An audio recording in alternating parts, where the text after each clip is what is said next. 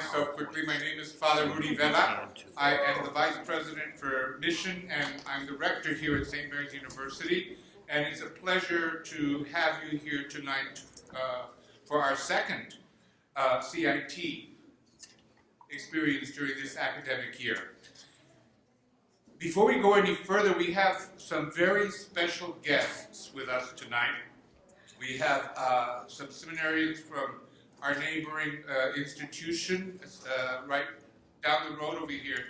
But I'd like to ask the seminarians to please stand so that we can acknowledge you and welcome you to St. Mary's. Welcome.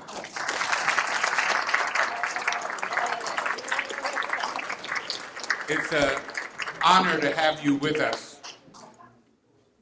And as I mentioned in the communication, I said we also have President Mingler and his wife Mona.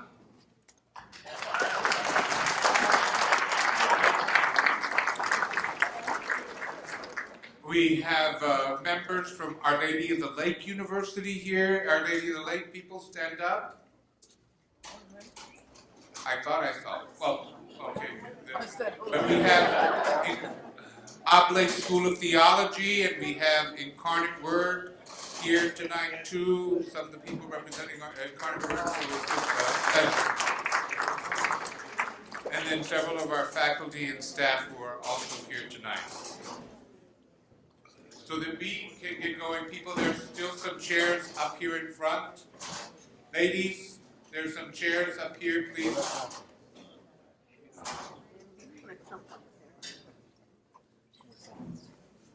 It's my pleasure to introduce you tonight to Dr. Gregory Smith, who is the Associate Director of Research at the Pew Research Center. His job is primarily to help coordinate the center's domestic polling on religion. And as you see by the title, he's going to be talking to us about the changing shape of the American religious landscape. His PowerPoint slides are filled with graphs, so pay attention, okay? Don't hesitate to ask questions, because I've heard some of this already, and you're just going to be amazed at what's happening, the reshaping that's taking place. But Greg, his background is, his doctorate was in political science. He provides information to news media and others about religion and public opinion, religion and public politics, American politics, and political views that we as Catholics have. Dr. Smith holds his doctorate, as I mentioned, in political science from the University of Virginia, where he was a fellow at the Center of Religion and Democracy. He has authored a book in 2007 on U.S. Religious Landscape Survey, which is the initial source of a lot of his presentation tonight. He also wrote Politics in the Parish, the Political Influence of Catholic Priests, published through Georgetown University Press. He has been interviewed as an analyst by a variety of broadcast media, including ABC, CBS, CNN, C-SPAN, and other media representatives. He's also been interviewed by the New York Times, Washington Post, US Today, and other printed media sources. So we have a media figure with us tonight. So without further ado, let's give a big St. Mary's welcome to Dr. Smith.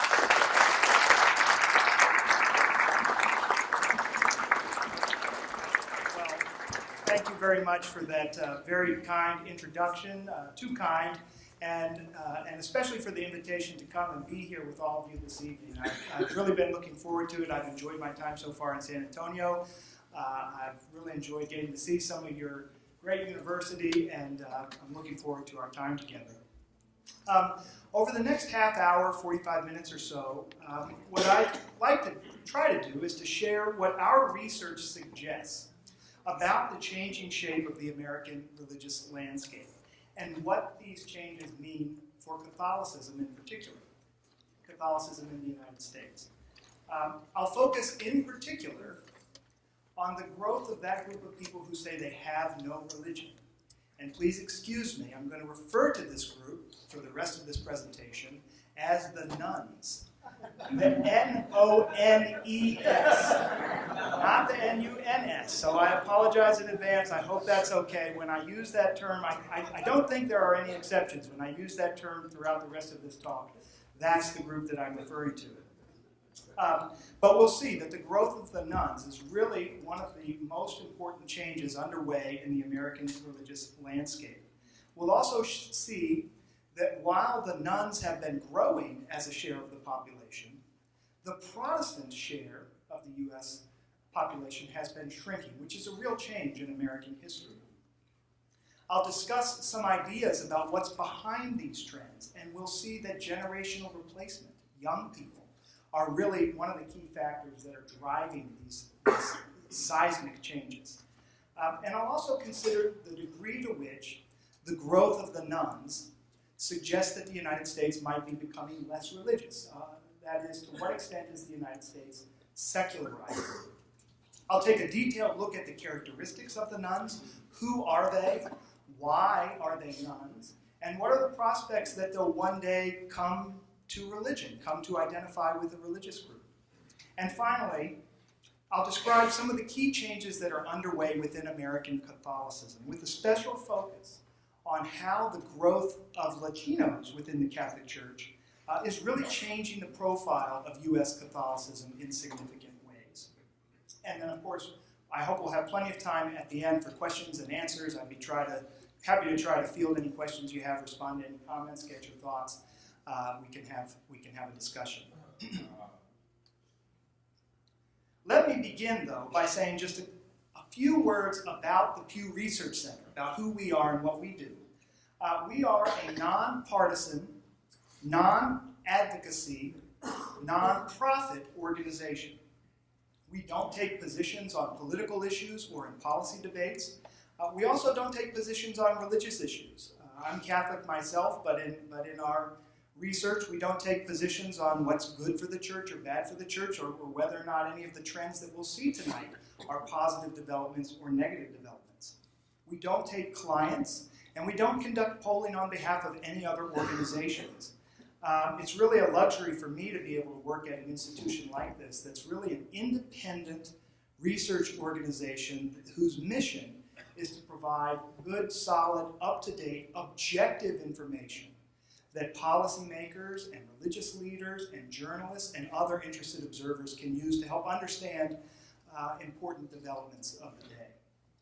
Now, we're a fairly large institution, and we do research on a lot of different topics, from political polling to demographic research to social trends to research on religious restrictions. My own specialty is in public opinion related to religion in the United States, and that's what I'll focus on today. So how can surveys, how can polls help us understand the changing American religious landscape? I think in the very broadest sense, they can help us see how Americans' religious identity is changing. Now, these data come from the General Social Surveys, which are academic studies that have been conducted every couple of years or so, going back 4 decades now, and conducted out of the University of Chicago. And these studies show that over that period of time, since the early 1970s, the Protestant share of the United States population has declined markedly. Right through the 1980s, Protestants consistently accounted for upwards of 60% of the U.S. population. But beginning in the late 80s or early 90s, their share began to decline until we've now reached the point where only about half of American adults identify themselves as Protestants, as Baptists and Methodists and Lutherans and Presbyterians. Over that same period of time, you can see on the bottom of the chart, the nuns, the religious nuns, have grown significantly. Right up through the 1980s, we consistently found that less than 10% of American adults said they have no religion. In other words, upwards of 90% of American adults identified with one religious group or another. But beginning in the early 1990s, the number of people saying they have no religion began to increase very rapidly. And we've now reached the point where about 1 in 5 American adults say they have no religion. And if you look at that middle line there, you can see what's happened to Catholics and with Catholicism. And you can see that by comparison, things look quite stable, quite steady for Catholics, right? Their share of the population has remained pretty stable at about a quarter of American adults. But in fact, that apparent stability is really kind of an illusion. There are sea changes underway just beneath the surface of American Catholicism, and we'll get to those as well. Now, these changes that we've seen over the long term are apparent even if we look just at the short term. Perhaps they're even accelerating in the short term. And this is really important because you don't often see these kinds of rapid changes in such fundamental measures of identity like religious identity. In Pew Research surveys that we were conducting as recently as 2007, we were still finding that most Americans identified themselves as Protestants. But more recently, we're finding that less than half, significantly less than half of U.S. adults identify as Protestant. Now, if you think about the course of American history, if you think about how people conceptualize of and think about the United States, this is really a momentous change. If you think about the United States in history, you think of it as a Protestant country. And it really isn't anymore. These changes have also been accelerating if we look at the nuns.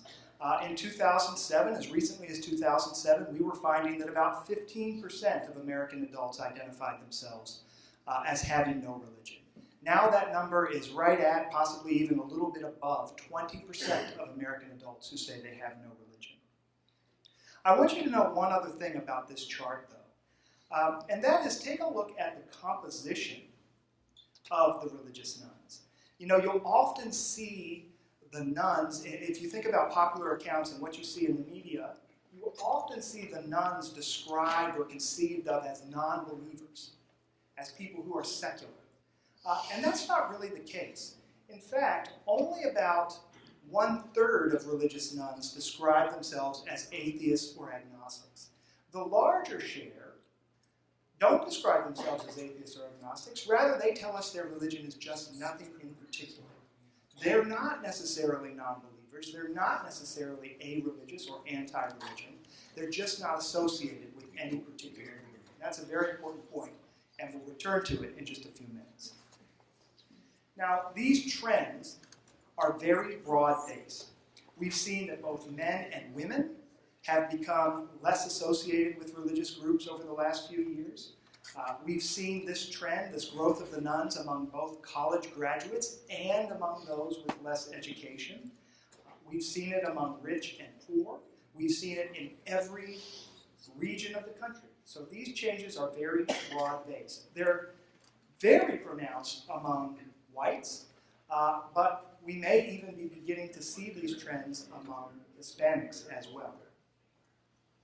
So they're very broad-based, but what's behind them? What's behind the growth of the nuns? What can we point to help us understand what's going on here?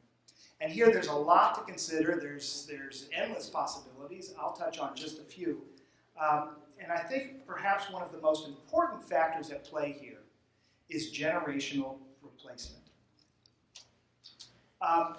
You can see here in this chart that young adults are much less religiously affiliated, much less likely to identify with a religious group as compared with older adults. Among adults under the age of 30, 3 in 10 are religious nuns.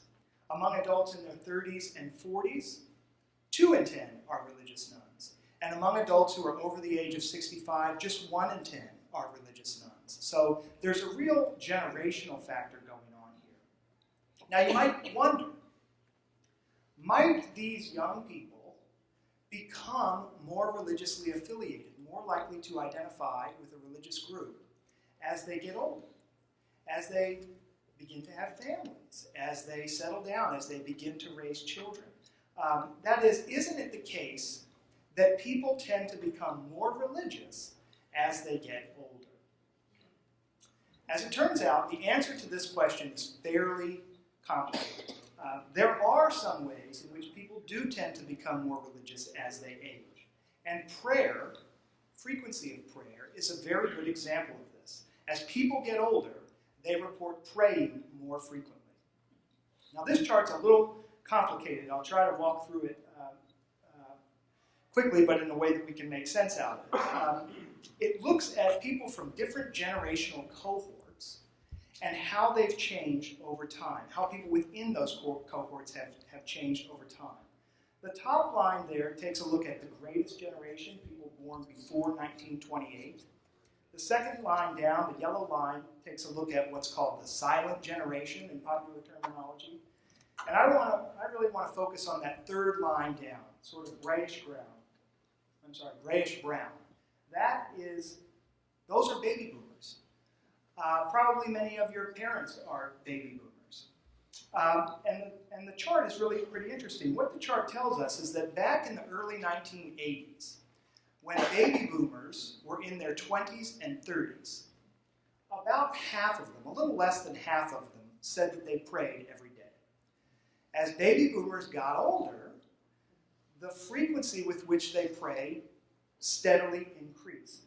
Until now that baby boomers are reaching retirement age, you can see on the far right, on that brown line, that about 2/3 of them are saying they pray every day. So it's gone from half who say they pray every day when they were young adults to 2/3 saying they pray every day now that they're entering retirement.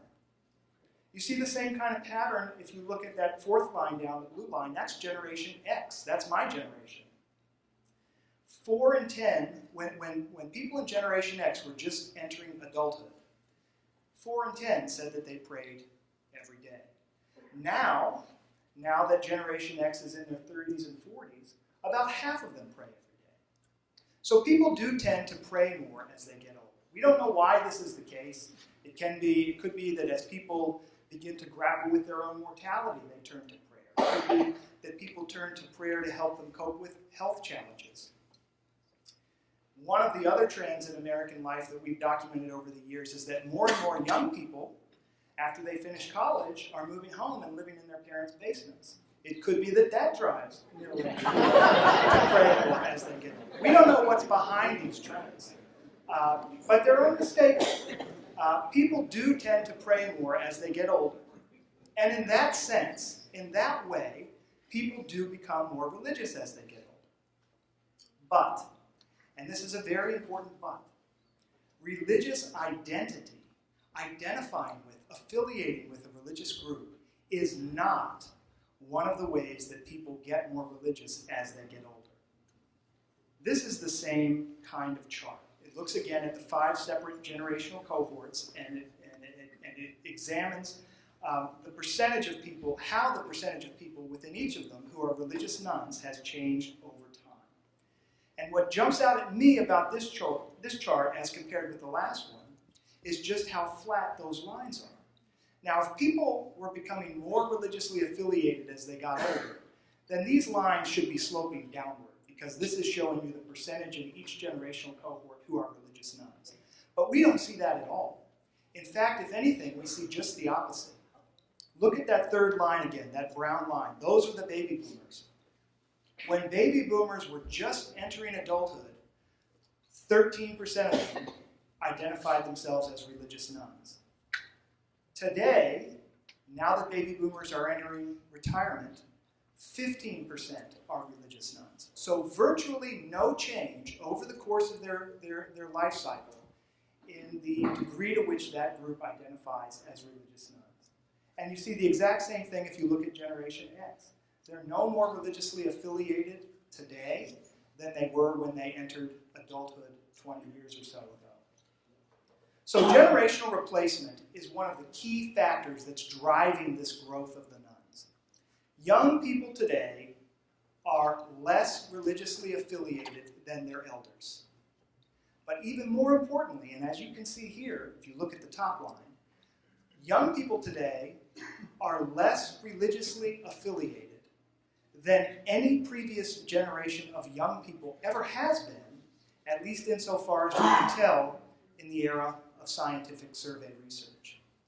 And this is the key point, If past is precedent, and perhaps it's not, but if it is, then there's no reason to suggest that the young people who are religious nuns today are going to be religious somethings tomorrow.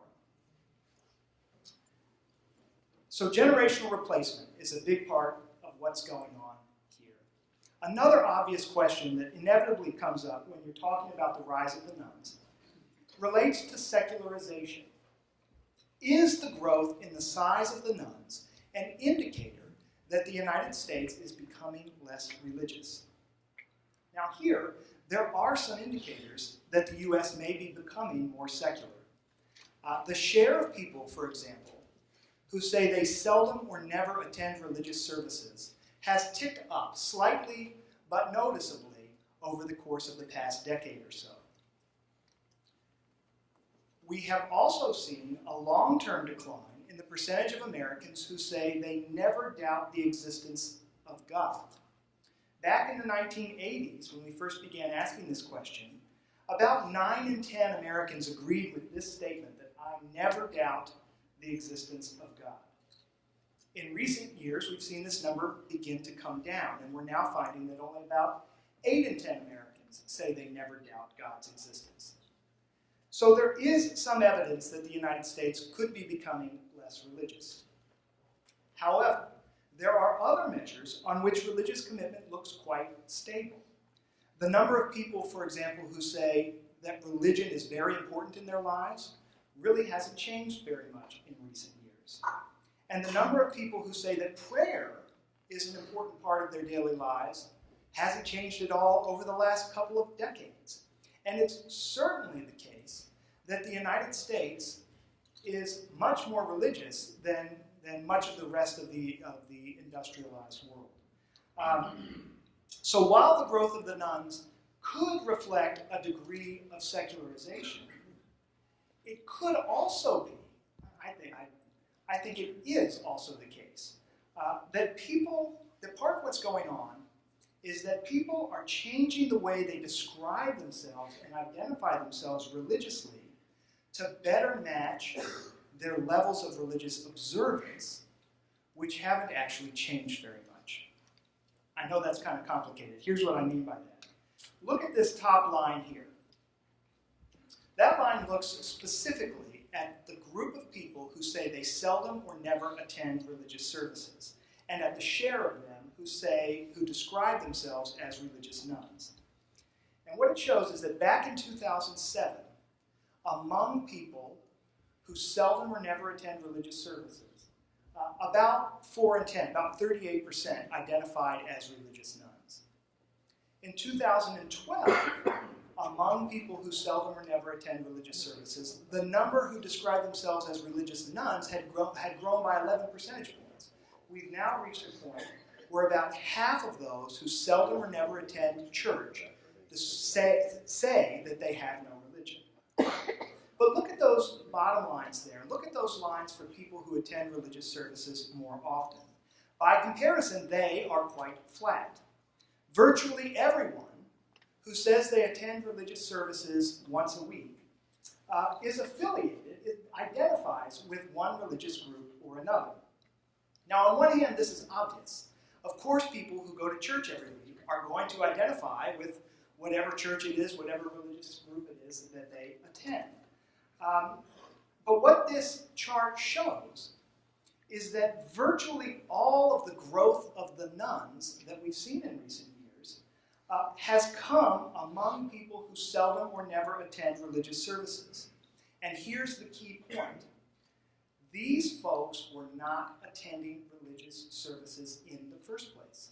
Over this period of time, the number of people who say they seldom or never attend religious services really hasn't changed very much. But among that group, they've become much more inclined to say that they have no religious identification. So part of the reason then that the ranks of the unaffiliated have grown is that Americans who are not particularly religious, at least not by conventional definitions, Americans who are not particularly religious and who haven't been particularly religious increasingly eschew any identification with religion whatsoever. Once they did. Perhaps they were raised Methodist, and when we call and ask, what's your religion on a survey, they'd say, I guess I'm Methodist. Perhaps they're married to a Catholic, and we say, what's your religion? They say, my wife, I guess I'm Catholic. Now, these folks who aren't particularly religious have no qualms about simply saying, I have no religion. So we've documented this key trend in American religious life. The nuns are growing dramatically. I thought it would be helpful to take an in-depth look at the nuns. Who are they? Why are they nuns? And what are the prospects that they'll one day become identified with a religious group? The first thing to realize about this group is that they are not all non-believers. To be sure, the nuns are certainly less religious than the general public and less religious than people who identify with a religious group. But they are not all secular in their outlook. In fact, and as I mentioned before, only about 1/3 of nuns describe themselves as atheists or agnostic. 7 in 10 don't adopt those labels. They say instead that their religion is simply nothing in particular. Even though they are not affiliated with any particular religion, some religious nuns do tell us that religion is an important part of their lives. 14% of nuns, in fact, including 20% of those who describe their religion as nothing in particular, say that religion is very important in their lives. So they don't identify with a religious group, but it doesn't mean that there's no spiritual pulse there whatsoever. This slide touches directly on the question of belief in God. And you can see here that most nuns, 2/3 in fact, tell us they do believe in God. Now, to be sure, they believe in God at lower rates than other groups. They believe in God at lower rates than the general population. And they're less certain about their beliefs. Many of them say that they're less than absolutely convinced that God exists. But nevertheless, I think it's important to realize that not all nuns are non-believers. But at the same time, while it would be a mistake to think of nuns as non-believers or as completely secular in their outlook, it would also be a mistake, and I do sometimes see this mistake made, to think that they are simply alternatively religious, or that they are out there seeking a spiritual home. If they're not non-believers, then they must be seeking, they must be trying to find the religion that's right for them. Wrong. That's not actually the case. This slide shows some questions we've asked over the years about what could be thought of as alternative religious beliefs. And you can see here that there are sizable numbers of religious nuns who say that they believe in spiritual energy, for example, in mountains and trees and in nature. And 1/4 of nuns say that they believe in astrology and in reincarnation and in yoga as a spiritual practice. But notice as well that the religious nuns don't really express these beliefs in any greater number than what we see among the general public. In fact, there are lots of Christians, Catholics and Protestants and others, who hold these very same beliefs. There's nothing about them that's characteristic of the religious nuns. Many nuns also tell us that belonging to a community of shared believers is not particularly important to them. Just 28% of nuns say it's very important to them to belong to a community of people who share similar beliefs and values. That pales in comparison to what we see among people who identify as Catholics or as Protestants, for example. In this sense, I think what the nuns, what people are telling us is that they're not religious, and furthermore, they really don't feel like they're missing anything by virtue of their non-participation. And you can see that here as well. This is perhaps, I have a lot of favorites, but this is one of my favorite questions that we've asked over the years. I think it's very interesting. We ask this question only of people who say that their religion is nothing in particular. We didn't bother to ask it of atheists and agnostics. But we took people who say that their religion is nothing in particular, and we asked a very simple question. Would you say that you're looking for a religion that's right for you? And what you can see here is that very few of them say they're doing this. 9 in 10, in fact, tell us they are not doing this. What they're telling us is that they're not looking for a spiritual home, and by and large, they don't feel like they're missing anything by virtue of being religiously unaffiliated. So I think it's important to keep these twin considerations in mind when thinking about the nuns. On the one hand, it's important to avoid the temptation to think about them simply as non-believers. That's not the case. That's too simplistic. But it's also important to avoid the temptation to think of them as seekers or as people who are alternatively religious or just practicing religion in new and different ways. Both of those things would be mistakes. So if they're neither hostile toward religion, nor necessarily seeking something new under the sun, then what does drive the nuns to become nuns? And here I think we can point to a couple of factors. First of all, there are definitely things that nuns tell us that they don't like about religion, and about organized religion in particular. They're not anti-religious, and they think that there's things that religious organizations do well, but there's a lot of things they're unhappy with at the same time. 7 in 10 religious nuns tell us that they think religious organizations are too concerned with money and power. 2/3 of religious nuns tell us that religious organizations focus too much on rules. And a similar number, 2/3, tell us that religious organizations are too involved with politics. Now, I don't know if you're familiar with it, but there's a very prominent theory as relates to the growth of the nuns that points to politics as a key factor in this development. Putnam and Campbell and Houghton Fisher and other prominent sociologists say that part of what's happened is that as religion has increasingly become associated with right-wing politics over the course of the last 2 or 3 decades, then people who don't share those politics say, then forget religion. People who are not politically conservative say, if being religious means being politically conservative, then I am not religious. And that, we can't prove that theory. We can't say that's absolutely the key to understanding this development, but this finding is certainly consistent with what you'd expect if there was some truth to that. As is what we know about the political views of the nuns. You can see here that big majorities of nuns have voted for Democratic presidential candidates in recent years. I'm a political scientist by training, so these findings are I think they're interesting every time I look at them.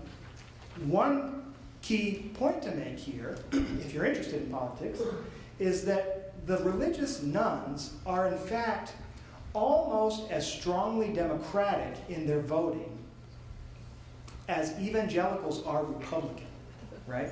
When you think about religion and politics in the United States, what do you think about? I think about evangelicals and the religious right and the Christian conservative movement. And that's a big part of understanding the dynamic between religion and politics in the United States. But this is just important. This is just as important. This is the other end of that spectrum. Religious nuns are strongly Democratic in their voting. They're also quite liberal when it comes to social issues. 3/4 of nuns tell us that they think abortion should be legal in all or most cases, and that same-sex marriage should be permitted. And they largely want religion to stay out of politics. Most religious nuns say they don't think it's necessary for the President of the United States to have strong religious beliefs, which puts them at odds with most other people. And most religious nuns do think that churches and houses of worship should keep out of political matters and should definitely refrain from endorsing candidates for public office. So it very well could be that there's an important religion and politics component to what's behind this growth of the nuns. I'm going to take a deep breath. We've covered a lot of ground. I don't see anyone nodding off just yet. And so I think I'll conclude by asking, what do these developments say? What can we learn from these developments as it relates to American Catholicism? And remember, at first glance, if you think back to that first slide, it would initially appear that all is pretty stable within the church in the United States. But in fact, nothing could be further from the truth. Catholicism in the United States is changing a lot. And in fact, Catholics, in a way, are playing a big role in driving the rise of the nuns. Now, how can that be? The answer is that many nuns are former Catholics. This is some of the most interesting research I think we've done over the years. It summarizes patterns in religious switching in the United States. The first thing to point out, and this is not in this chart, is that religious switching is extraordinarily common in the United States. 1/4 of adults currently identify with a religion that is different than the religion in which they were raised. 1/4 of U.S. adults no longer identifies with their childhood faith. And if you add to that movement within Protestantism, people who were raised Lutheran and are now Methodist, or people who were raised Presbyterian and who are now Pentecostal, that number goes up even more, to about 44%. And if you add to that the number of people who were raised in one religion, left it at some point for another, and have since returned to their childhood faith, now you're talking about upwards of half of the U.S. adult population who have changed religions at least once in their life. So religious switching is extraordinarily common. Now, if you look at patterns in religious switching, what you see is that the religious nuns are the biggest net gainers in this dynamic process. Very few people, I hope you can hear me. If you look down here to the bottom left, very few people, only about 7% of adults, say they were raised as religious nuns. And many of them have left. Half of them have left. Half of them now identify with one religious group or another. But check out this number. 13% of American adults were raised in a religion. They were raised Catholic or raised Protestant, and now say they have no religion. They identify as atheist or agnostic or as just nothing in particular. So nuns are big gainers in this process of religious switching. Protestants more or less hold their own. There are about as many people who leave Protestantism as there are who join it. Maybe they lose a few more people than they gain, but it's pretty close to an even ratio. But check out what happens to Catholics. 31% of American adults say that they were raised Catholic, but 1/3 of them have left. 10% of all U.S. adults are formerly Catholic. 10% of everybody that you come in contact with, assuming you come in contact with a statistically representative sample of the U.S. population, are former Catholics. Now, it's important to point out that that retention rate, the fact that 2/3 of everyone raised Catholic is still Catholic, is actually not bad. That actually compares pretty favorably to what we see for a lot of other religious groups, Baptists and Presbyterians and Methodists and the like. But Catholics are the biggest net losers in the process of religious switching, because the number of people they lose doesn't even come close to being offset by the number of people they gain. Okay? 10% of American adults are former Catholics, but only about 2.5% of American adults are converts to Catholicism. Now, I don't mean to minimize those numbers. 2.5% of 250 million adults, or however many there are these days, is a lot of people. There are a lot of converts to Catholicism. But what it means is that there are 4 people leaving the church for every 1 person who joins it through conversion. And there is no other religious group in the United States that experiences anything like that ratio of people leaving to people joining. So the Catholic Church is losing a lot of people due to religious switching, and that's one of the important changes that's underway within American Catholicism. Now that naturally begs the question, I think. If you think back to that first chart, we saw that the Catholic share of the population is holding steady, But now we see, but wait a second, they're losing 4 people for every 1 that they're gaining. How can both of these things be true at the same time? And the answer is immigration. This chart documents the rapid growth of the Latino population in the United States. In 1950, there were about 4 million Hispanics in the US. By 2000, there were 35 million. And by 2010, there were more than 50 million Latinos in the United States. Now, making projections is always tough. It's risky. There's a lot of variables. There's a lot of things that can change. But our best projection is that by 2050, there will be nearly 130 million Latinos in the United States. So this is clearly a large and growing group. If we look at it in percentage terms, we see that Latinos currently account for about 16% of the US population. They are more numerous than blacks and about 3 times as numerous as Asian Americans. Non-Latino whites now account for about 2/3 of the total US population. And just to put that in context, that's down from 87% back in 1950. So between 1950 and today, the percentage of the US population that's Caucasian declined by 23 percentage points. That's huge demographic, racial, and ethnic change in a relatively short period of time. And if I were to show you this chart, but based only on young people rather than on the total population, its impact and the implications for the future would be even more pronounced. This is interesting. Among children today under the age of 6 in the United States, only about half are white, and 1/4 are Hispanics. So these are huge demographic changes underway, and if anything, they are even more consequential for Catholics in the US than they are for the overall population. Our latest data suggest that fully 1/3 of Catholic adults in the US are Hispanic. So the Latino share of the Catholic population is about twice as large as the Latino share of the general population. Non-Hispanic whites make up about 60% of US Catholics, while blacks and other minorities account for a little less than 10% of the Catholic population. As I mentioned, and just as we see among the general population, the growth of the Latino population is especially concentrated among young Catholics.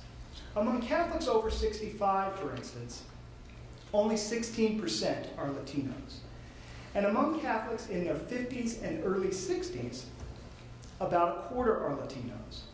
But among Catholics in their 20s and 30s and 40s, Latinos are as numerous as non-Latino whites. And that's a finding that I think even those who are familiar with the church and familiar with trends in US Catholicism often find striking. Among Catholic adults under the age of 50, there are about as many Latinos as there are non-Latino whites. So lots of Catholics are Latinos, and the share of Catholics that are Latinos is growing. And the fact that Latinos make up a particularly large share of younger Catholics means these trends are only likely to continue. But you still might say, well, so what? Why does it matter that more and more US Catholics are Latinos? I think it matters, at least in part, because Latino Catholics are quite distinctive compared with non-Latino Catholics in all kinds of important ways. And one of these, just thinking about it from an institutional standpoint, is geography. I think the stereotypical image of Catholics in the United States is that they can be found mostly in the Northeast and in the Midwest. And that once was true, and it in fact still is true of white Catholics. 2/3 of white Catholics to this day reside in the Northeast and in the Midwest. But look here on the far right at Hispanic Catholics. They mostly live in the South and in the West. 3/4 of them, in fact, live in the South and in the West. Only 1/4 of Hispanic Catholics live in the Northeast or the Midwest. So Hispanics are helping to shift the geographic center of U.S. Catholicism southward and westward. Hispanics tend to have significantly lower levels of education than white Catholics. You can see here, and this is true of lots and lots of characteristics and attributes and attitudes, you can see that white Catholics closely mirror the overall population in their levels of educational attainment. A third of white Catholics are college graduates, and another third have at least some college education. And almost all white Catholics have graduated from high school. But it's a very different picture for Latino Catholics. Most of them don't have any experience of post-secondary education. Just 1 in 5 Latino Catholics say they have some college education, and just 13% are college graduates. And given these disparities in educational attainment, it probably comes as no surprise that there are also big disparities in terms of wealth and household income. White Catholics, again, fare pretty well compared to the population as a whole. One quarter of white Catholics have household incomes exceeding $100,000 a year. And most white Catholics, a majority of white Catholics, have family incomes exceeding $50,000 per year. But look at the figures for Hispanic Catholics. Most Hispanic Catholics, 6 in 10 in fact, tell us that their household incomes are less than $30,000 a year. So these are very different socioeconomic situations that these two groups of Catholics find themselves in. And then we've also found that many real differences in the way Hispanic Catholics and white Catholics experience the church. Many Hispanic Catholics tell us that they experience the church in the United States as an ethnic church. Big majorities of Hispanic Catholics tell us they go to church in parishes where services are offered in Spanish.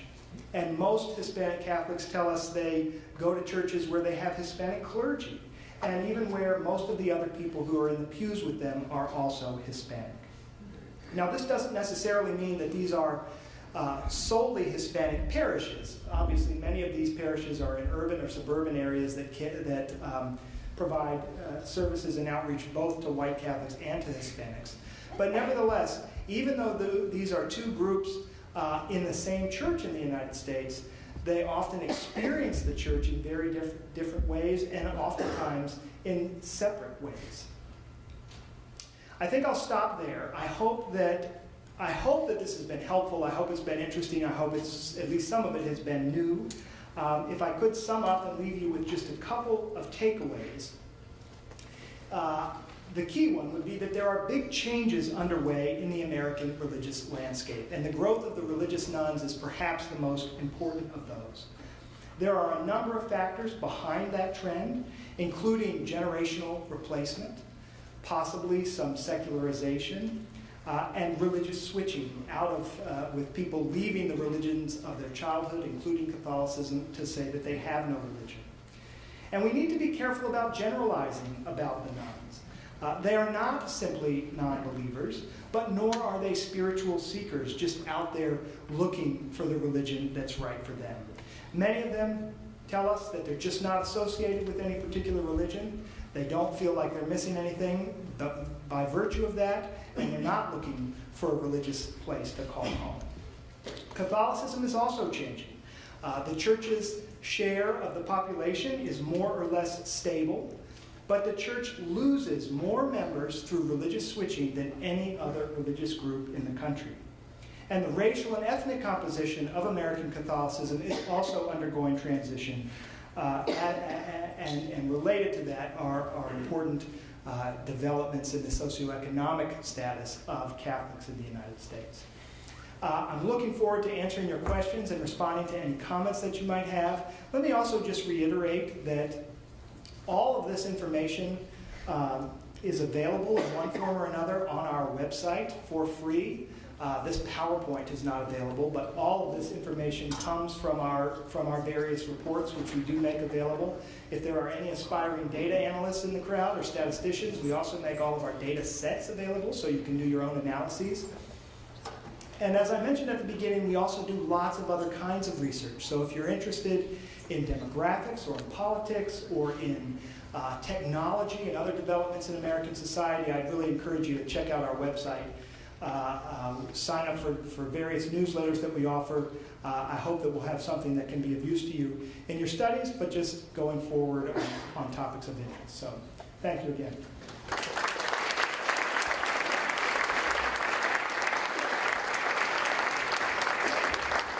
Thank you very much, Dr. Smith. As most of you know, we tape our CIT presentations, so if you have any questions, we invite you to please step forward, come stand here, and I'll hand you the mic, and you can ask your questions to Dr. Smith. Professor Martin. Thank you for your presentation. I think for all those that are, hello Brother Rolf, how are you? Seminarians and those that minister in the church, this is very exciting. It might sound depressing, but the harvest is plenty, as we say. But the question I had was in that first part when you talked about all the challenges with the nuns increasing, and then you move to the Hispanic. Would that initial part include Hispanics, or would it be much bleaker if it wasn't for the Hispanic presence in the church? Yes. Good question. Most of the information that I covered at the beginning about the growth of the nuns and how rapidly their ranks have grown does include Hispanics. What impact does the Hispanic community have on the growth of the nuns in the United States? There, it's a little harder to tell. You know, for many years, it did look as if there wasn't an increase in the ranks of nuns among Hispanics. But we released a report, I guess it was over the summer, based on a new survey of Latinos that we conducted just last year. This was a little different than some of this research in that it was a whole survey dedicated specifically to interviewing Hispanics. And that survey did find that the Catholic share of the Latino population was declining pretty dramatically. And the nuns were growing, even among Latinos. So I think we'll have to keep monitoring it moving forward, but it does look like these trends are now beginning to be seen, not just among whites, but also among other groups. That report that we did on Hispanics and religion in the United States, you might really find interesting. I didn't work very closely on it myself, but one of the really interesting findings there, let me see if I can say this right without twisting things up too badly, was that we might be on pace at some point in the future, in the not too distant future, where most Latinos in the United States are not Catholic, and that most Catholics in the United States are Latino.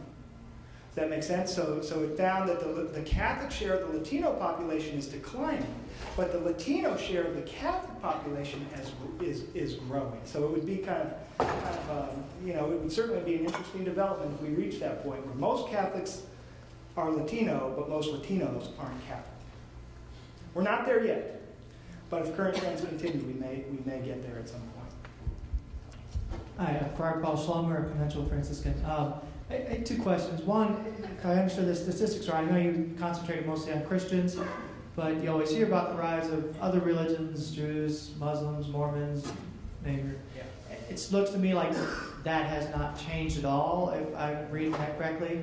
And the second question was the one statistic that really I thought was interesting, that a third of the nuns want their president to have strong religious values. And if they think they aren't missing anything, why would a third of them want that? Yeah, good questions. Let me see if I can take them in turn. What about people who identify with non-Christian religions in the United States? They are, as a whole, either holding steady as a share of the population or perhaps increasing noticeably, but slowly. This would include groups like Jews, Muslims, Buddhists, Hindus, and lots of other faiths as well. Jews account for a little less than 2% of the U.S. population, and that's a number that's been pretty steady. Mormons also account for a little less than 2% of the population. Muslims and Buddhists and Hindus each account for a little less than 1% of the U.S. population. If you're interested in those groups, again, I'm not here just to plug our website, but as it turns out, we do have resources on all of those groups on our website. In 2013, we conducted the first nationally representative survey of Jews in the United States since 2000, since the last National Jewish Population Study. We've also conducted 2 scientific studies, scientific surveys of Muslim Americans, one in 2007 and one in 2011. And in 2000 and I guess it was late 2011, in conjunction with the Mormon Moment, we did a nationally representative survey of Mormons in the United States. And all of those were fascinating projects to work on, and the reports are very rich with detail about the characteristics and religious beliefs and practices and social and political attitudes of all those groups.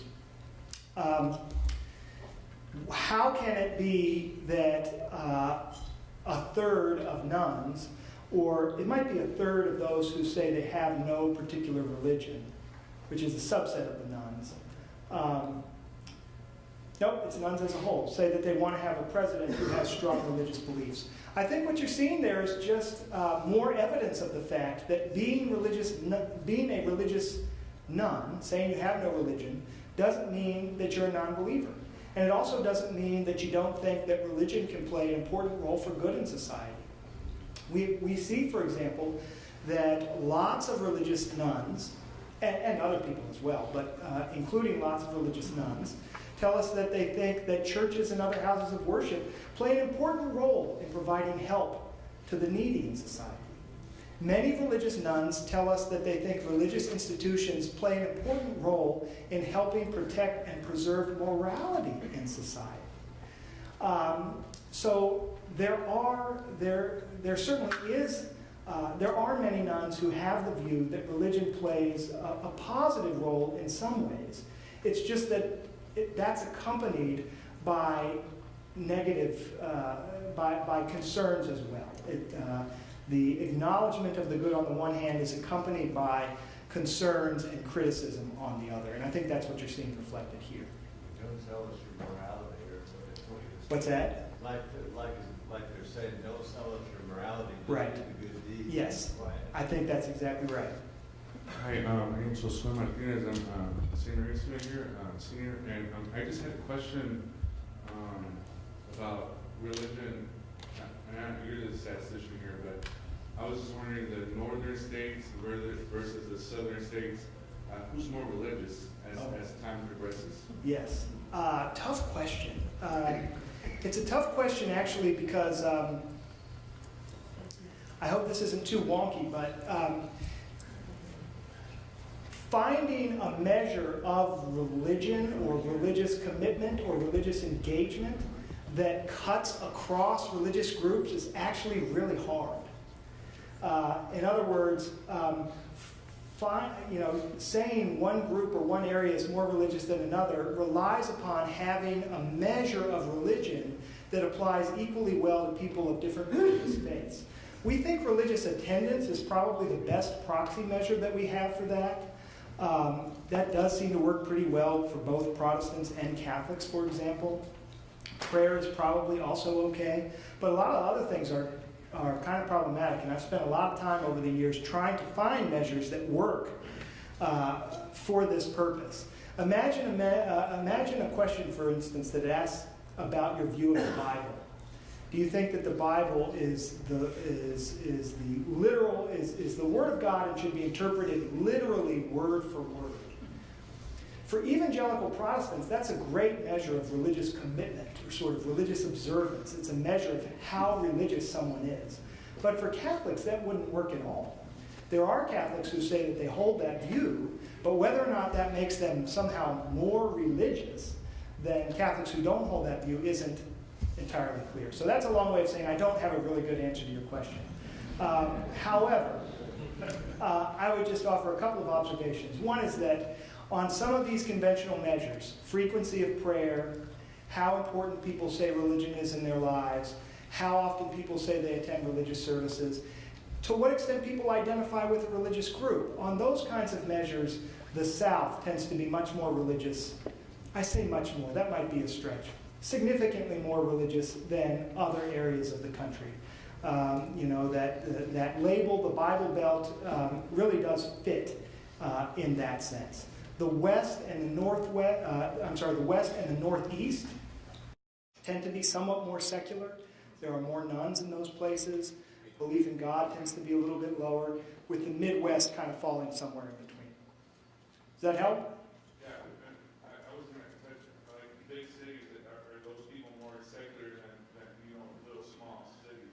I think they tend to be, although again, there are exceptions, and it'll depend on some part on where those cities are located. But yes, I think people in urban areas tend, on the whole, to be somewhat less religious than people who don't live in urban areas.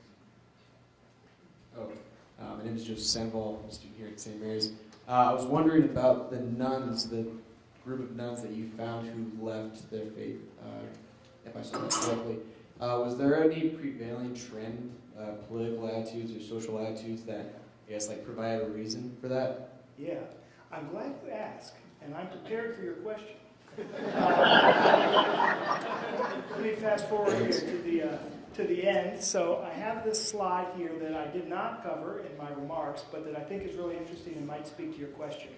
In 2007, we did this big survey. A lot of the data that we've covered tonight come from our 2007 Religious Landscape Survey. And that was the survey that really found just how common religious switching is. And so what we did after that survey is we called a bunch of the people who participated in that survey back. And we asked them a bunch of questions about why they switched religions. Why did you leave the religion of your childhood? Why did you join your current faith? And these are some of the most common answers that they gave us. And the thing that really jumped out at me when I saw these data is that top line. Huge numbers of people who were raised in a religion, including Catholicism, and who are now religious nuns, say that they just gradually drifted away. There isn't always a moment at which people say, you know what, this isn't for me. I was that, and now I'm none. There isn't always a conscious decision at which point people say, I'm no longer part of my childhood religion. I just have no religion. It's a gradual process.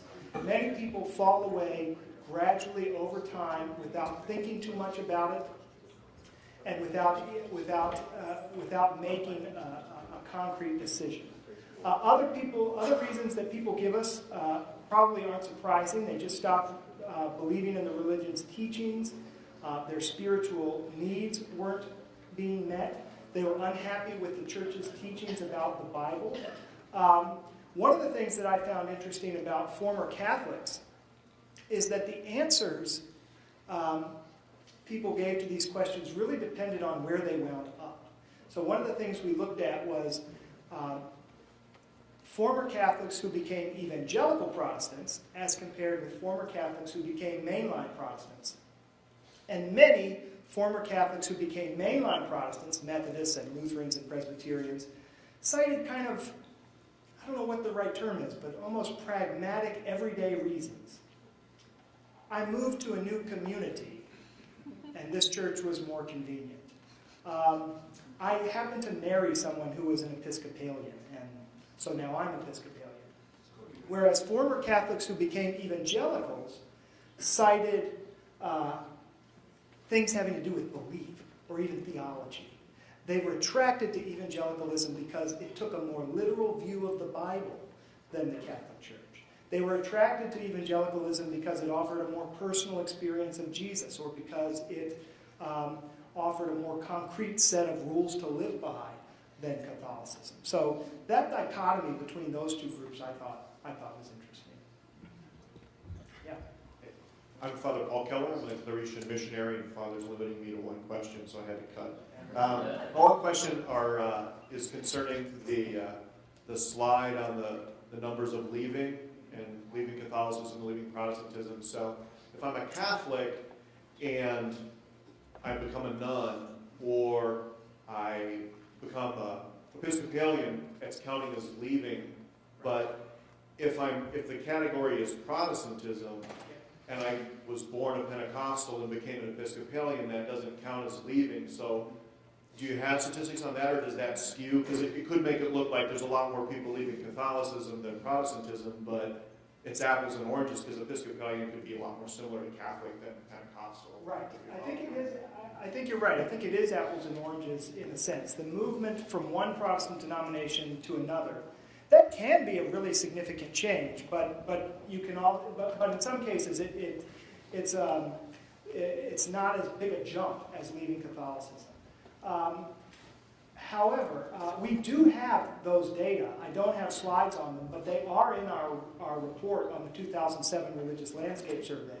And that is where you see that Catholics' retention rate really compares very favorably to the groups you mentioned.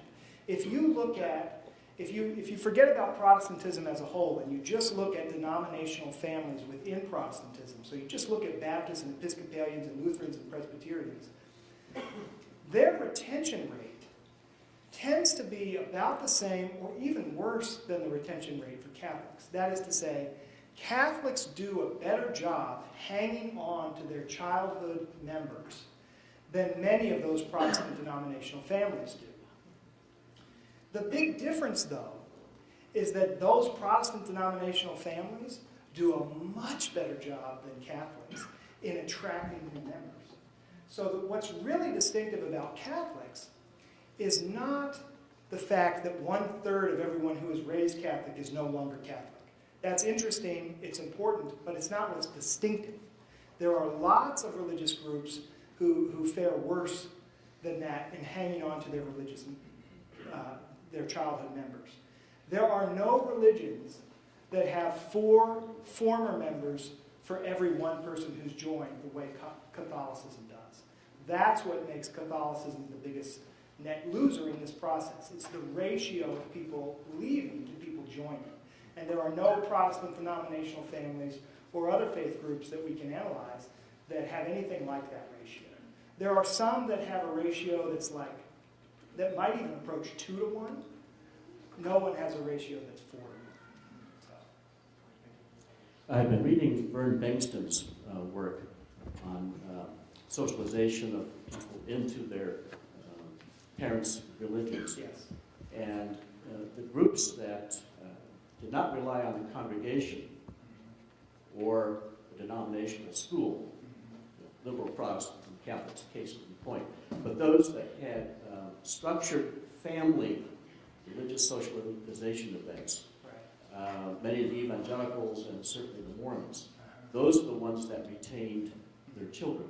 I wonder if your data can speak to that any, because Bengtson's is it's an insurance coverage from Southern California, and I'm not sure it can be generalized. Okay, I don't know. I certainly do think it's true that an important factor in what happens in people's lives is how they're raised. I would point out that those groups that you mentioned, including Mormons, they also lose members. I'd have to look back. This is in our report on 2007, but I don't recall their retention rate being much better than Catholics. Now, they get more converts. The people who leave are offset by the people coming in a way that's not true for Catholics. But Mormons also lose members. Another really interesting group along these lines is Jehovah's Witnesses. This is a little off topic, but it's really interesting. Jehovah's Witnesses are a strongly evangelistic faith, right? You've probably all had Jehovah's Witnesses knock on your door. Jehovah's Witnesses are really interesting. In the 2007 survey, 0.6% of American adults said that they were raised as Jehovah's Witnesses. And 0.6% of American adults said that they are currently Jehovah's Witnesses. So those two numbers are identical, right? 0.6 raised, 0.6 currently. What that masks is almost complete turnover. most people who are raised as Jehovah's Witnesses are no longer Jehovah's Witnesses. And most people who are Jehovah's Witnesses were raised as something else. So that kind of illustrates the complexity of this and how being raised in a strict environment or a very observant environment certainly has an impact, but it's certainly no guarantee that you will remain in your childhood faith. One other thing I would just mention, idea that just occurs to me that might relate to this question and about people's background and family environment that I'm curious about and I don't have the answer to. But we know that as more and more adults are religious nuns, that means that more and more children are being raised as religious nuns. And that's likely to have ripple effects going forward. And the other thing that I'm curious about, and this I don't have data on, it's something that we hope to explore going forward, is religious intermarriage. Are religiously mixed marriages, Catholics who are married to Protestants and Protestants who are married to religious nuns and nuns who are married to Jews, how does that carry over into child rearing? And how do children who are raised in interreligious backgrounds approach adulthood? I don't know the answer to that, but it could be that that's part of what's going on here. We do know that people who are in religiously mixed marriages tend to be less religious than people who are married to someone of the same faith. Now, I don't know, it's a chicken or egg problem. I don't know which is driving which. I don't know if it's that people who aren't particularly religious, who are more inclined to marry someone from another faith, or if marrying someone from another faith makes you question, doubt, scale back on your own religious practice. I don't know which comes first and which comes second, but that is definitely a pattern we observe in the data. And how that carries over into child rearing and then into the adult lives of those children, I think is going to be an interesting question moving forward. Yeah. Hi, my name is Jonathan George. I'm a seminarian with the Archdiocese of San Antonio. So my question is a possible chicken or egg question as well. Do these data support any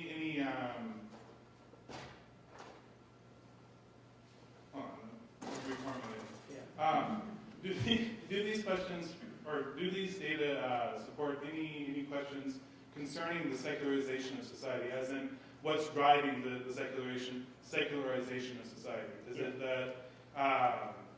that more people are becoming less religiously affiliated and therefore society is becoming more secularized, or vice versa?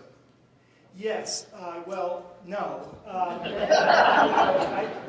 I think it's probably both. I think these are probably mutually reinforcing developments, and just because someone becomes less religious doesn't mean that they're going to become a religious nun. I mean, there are variations of religious engagement and religious commitment within all of the major religions. And similarly, just because someone becomes a religious nun doesn't mean that they are not religious. But I do think that these are two things that go together. And whether or not the country is becoming less religious, I think it's an open question. There are definitely indicators, there are definitely some indications that the country is becoming less religious. We covered some of them. There are others. But there are other indicators that suggest that the country's level of religious observance is quite stable. And I think we just have to keep monitoring those going forward to see what's going to happen. I will say, I found this very compelling. There's a recent book it's either called American Religious Trends or Trends in American Religion by a prominent sociologist at Duke University named Mark Chaves. And he summarizes a lot of the key trends in American religion. And one of the things he said, he kind of takes up this question, is the United States coming less religious? And he kind of says, well, we can't say for sure, but what can we say? What we can say is this.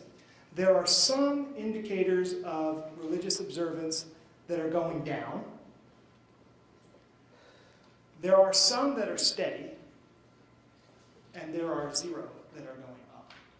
So is the United States becoming less Religious? Maybe, maybe not, but it's certainly not becoming more religious, at least not in any way that we can tell, measure, or pick up on in society as a whole. Dr. Smith, thank you very, very much.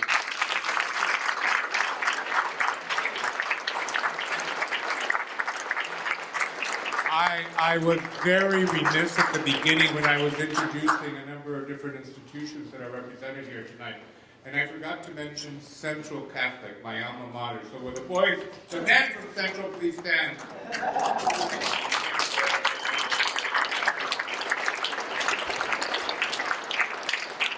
We have a number of sandwiches and refreshments that are still left. Please stick around, finish off all that stuff. Let me remind you that our next CIT will be next semester, February 11th, and our lecturer will be Archbishop Gustavo Garcia Sierra. So be sure to come and join us February 11th for the Archbishop.